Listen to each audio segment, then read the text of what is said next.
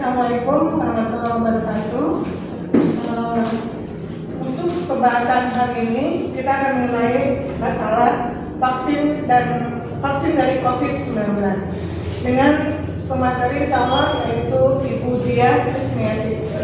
Waktu dan tempat kami persilahkan. Assalamualaikum Bu Dia.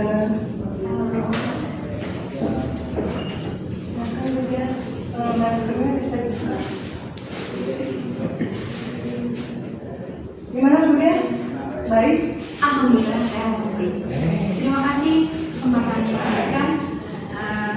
Saya akan menjelaskan sedikit mengenai vaksin. Pada pertemuan minggu lalu kita sama-sama sudah mempelajari atau mengingat kembali COVID-19 itu seperti apa.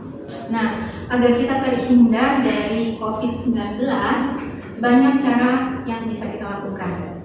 Salah satunya adalah selalu mematuhi protokol kesehatan yang tidak cukup 3M tapi 5M ya. Untuk kali ini, Ibu akan menjelaskan sedikit salah satu upaya kita untuk menghindari agar tidak terpapar COVID-19, yaitu dengan cara vaksinasi. Tapi sebelumnya Ibu sapa dulu ya. Assalamualaikum warahmatullahi wabarakatuh. Gimana? Kalian semua sehat? Alhamdulillah.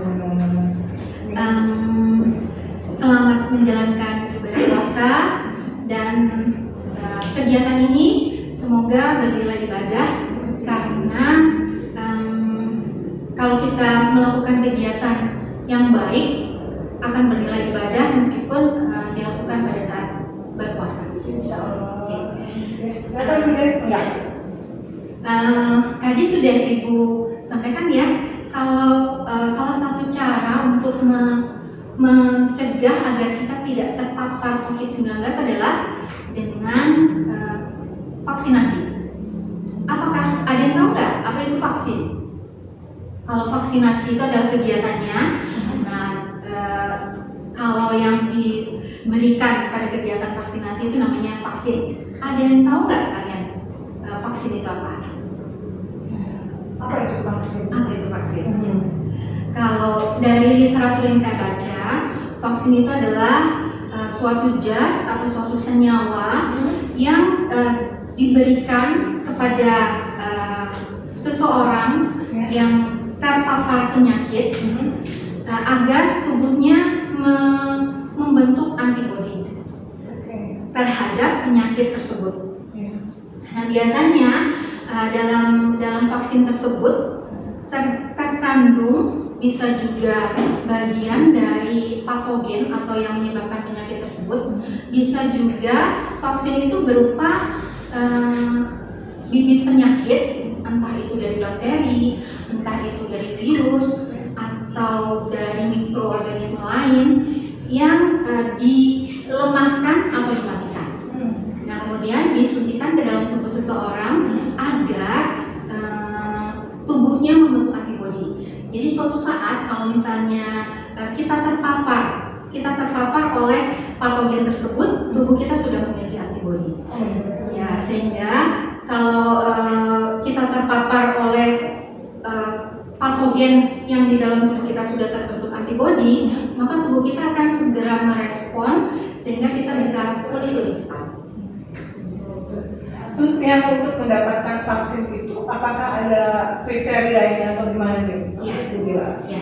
Untuk penerima vaksin ya, gitu ya. Jadi untuk bisa mendapatkan vaksin ini ada beberapa kriteria yang perlu diperhatikan ya.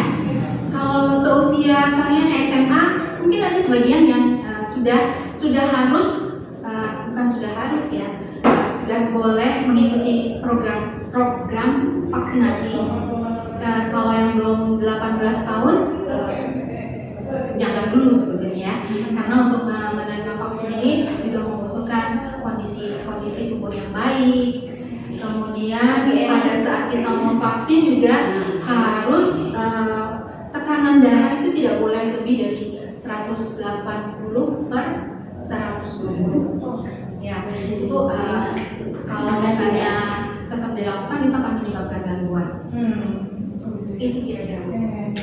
Terus kegunaan vaksin itu sendiri? Ya, kegunaan vaksin itu tadi ya. Kegunaan vaksin itu untuk melindungi diri kita dari berbagai penyakit yang salah satunya yang sekarang ini sedang menjadi pandemi COVID-19.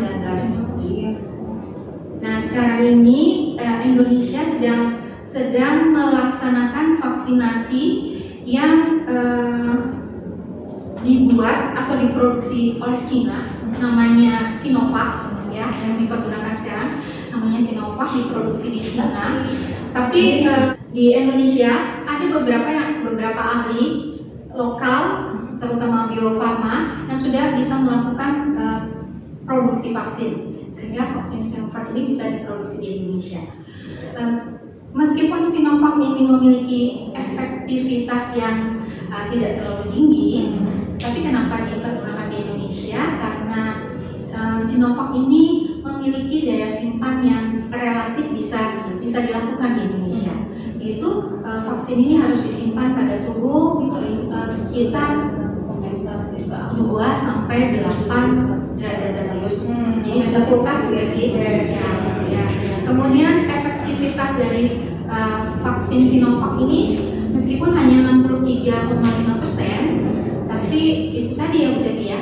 Jadi karena lebih mudah disimpan di iklim Indonesia, makanya dengan itu.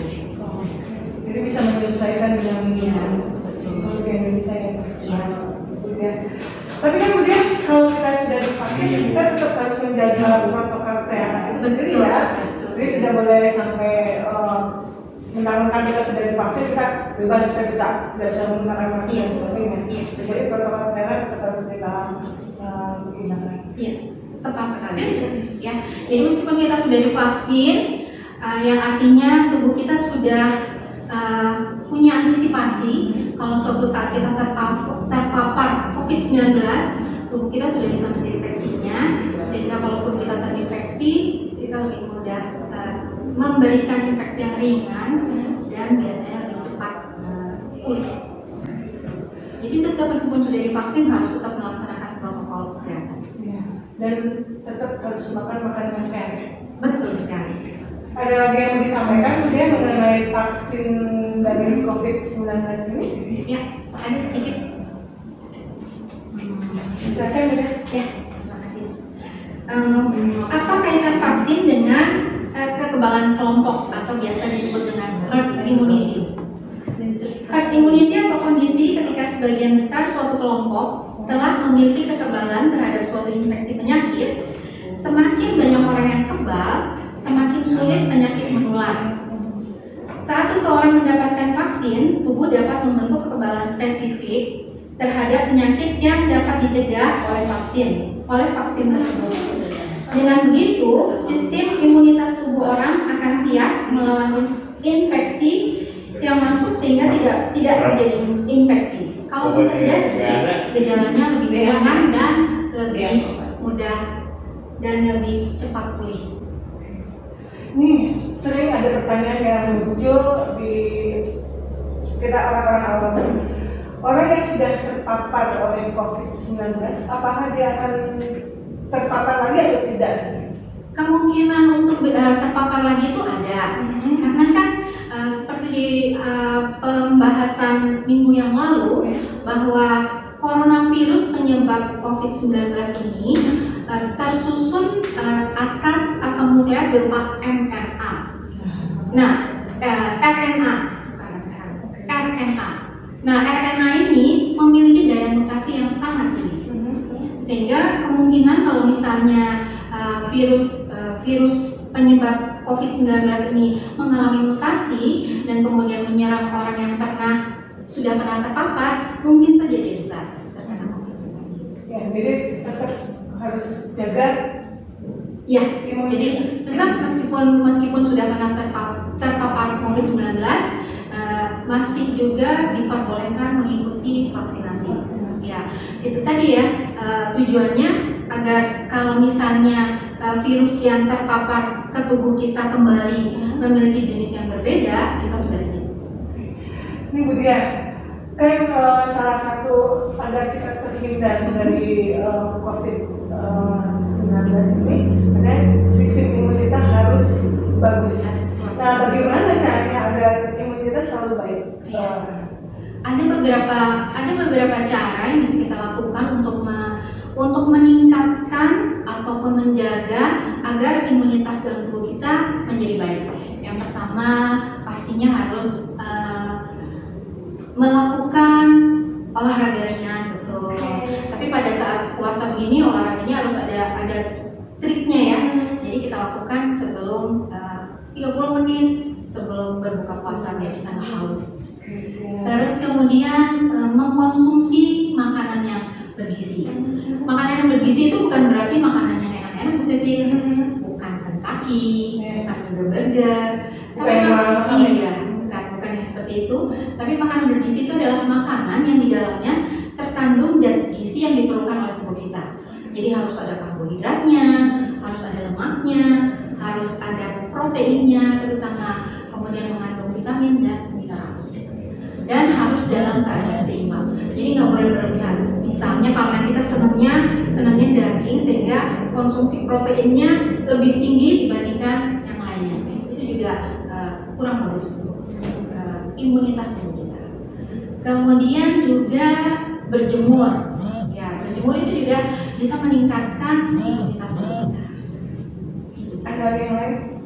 Sepertinya itu. Kayaknya ada satu lagi yang kurang ya, Bu ya. Harus selalu happy ya. Oh iya benar sekali. Harus happy terus ya. Betul ya.